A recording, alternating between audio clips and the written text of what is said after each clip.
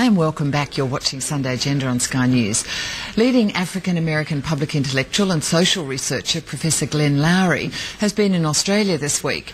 He took part in a public forum on race and inequality hosted by the US Studies Centre at Sydney University.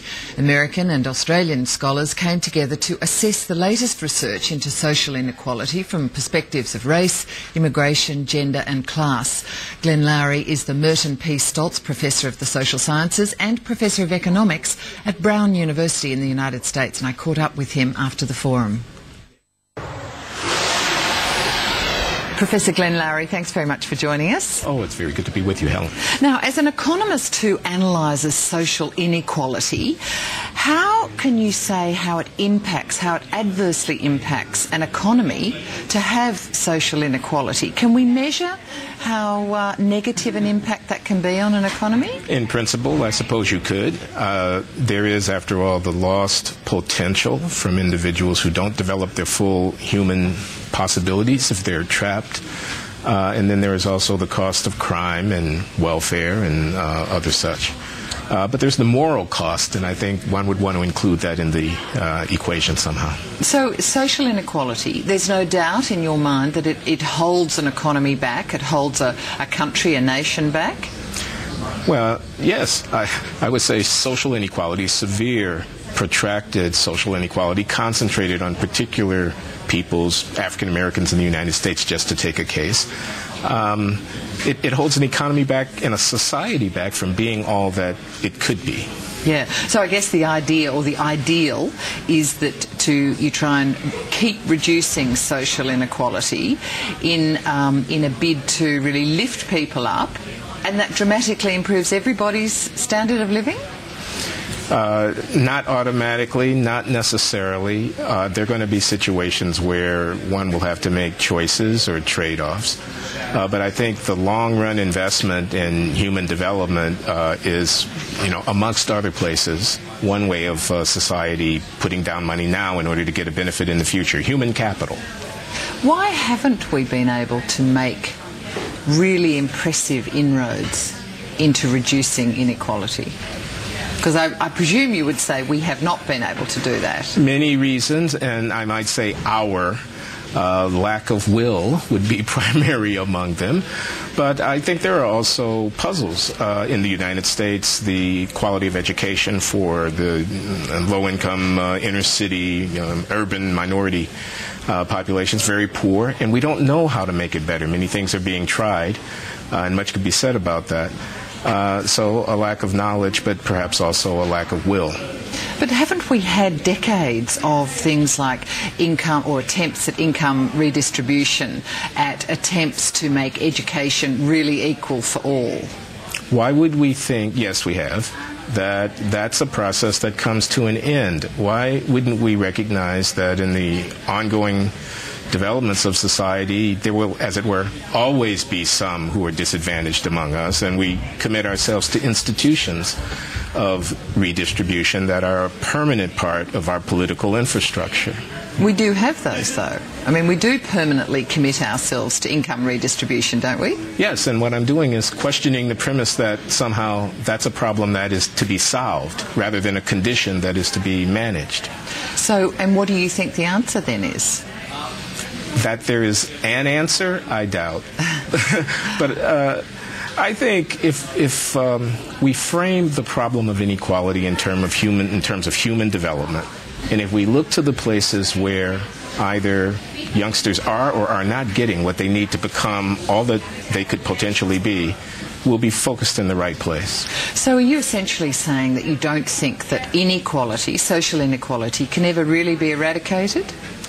I think particular problems, and if we talk in specific terms, I could say more, can be dealt with. So, for example, in the United States, which I know well, we have a protracted remnant of our history of slavery, racial segregation, and all of that going back many generations, but still we have some remnant of that. And there, I think, there are concrete things that can be done. I don't think that's a problem or a condition that has to be a permanent part of American society. If you look at it another way, Can you say from where you sit, have some areas of inequality actually improved quite a lot? For instance, has gender inequality been reduced and has more equality happened, or has race inequality been reduced to a great extent? Gender inequality has been reduced to a great extent throughout the countries of Western Europe and North America. So again, developed countries only, really? The less developed or developing countries will be their own different stories, and I don't think they could all be painted with the same brush. What I'm saying is that a major thing has happened in the last part of the 20th century with respect to the status of women in many societies, and no doubt that's progress. On the race front in the United States, the civil rights movement and the changes that have led to, for example, the election of Barack Obama as president represent profound historic transformation. But as I'm saying, a remnant or a persistent inequality is still there, so we have our problems to work on. Do you think affirmative action policies, be they for race or gender, and does the research back this up, do they work? They can work. They're controversial. They are fraught. But of course, yes, they can work. I would give the example of Malaysia here in the neighborhood as a classic case of the management of ethnic inequality toward the end, your earlier question of promoting economic development and prosperity for all through affirmative action, preference and reservation, and other kinds of policies. So yes, clearly affirmative action policies can work, although they can also have their problems. All right, so that's an example where affirmative action may have worked and is still working. But I think so, I mean, yes. Western developed countries have had for several decades policies, laws in place to try and get rid of inequality. Have they failed? Alas, I fear I must say often. Yes, and you speak of affirmative action. I think, again, of the case I know well in the United States, and it's a policy beginning, hopefully, in the late 60s, early 70s, and now kind of fighting to survive legal challenge and social opprobrium, and the results are not zero. They are, in some places, necessary to the functioning of institutions. The Army commandants, for example, went into the U.S. Supreme Court to argue on behalf of the affirmative action policies that they were using. So, but, you know, here we are now 50 years after the height of the civil rights movement, and we are still dealing with these issues. So you might say they haven't worked as well as they might have. Would you say, so apart from Malaysia, who you're giving a tick to, I suppose, have you seen any country or system that has really actively tried to reduce inequality and is having some great success? That's, I think, a very good question, and I think the examples are few.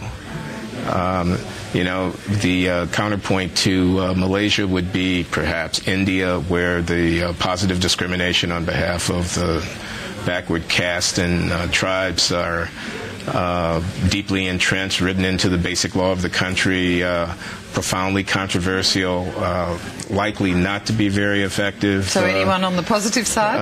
I know, that's what you asked me, isn't it? Or should we just leave it at Malaysia?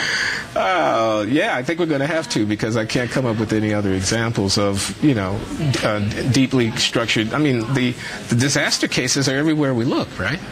I mentioned India, but think of Sri Lanka. I mean, there's a division so profound that is, you know, I know many Sri Lankans who live in the diaspora in Canada and the United States, and so this is an issue that's close to me. So it's hard for me to come up with a good positive example. I could give you the piece between the Catholics and the Protestants in Northern Ireland if you were to force me.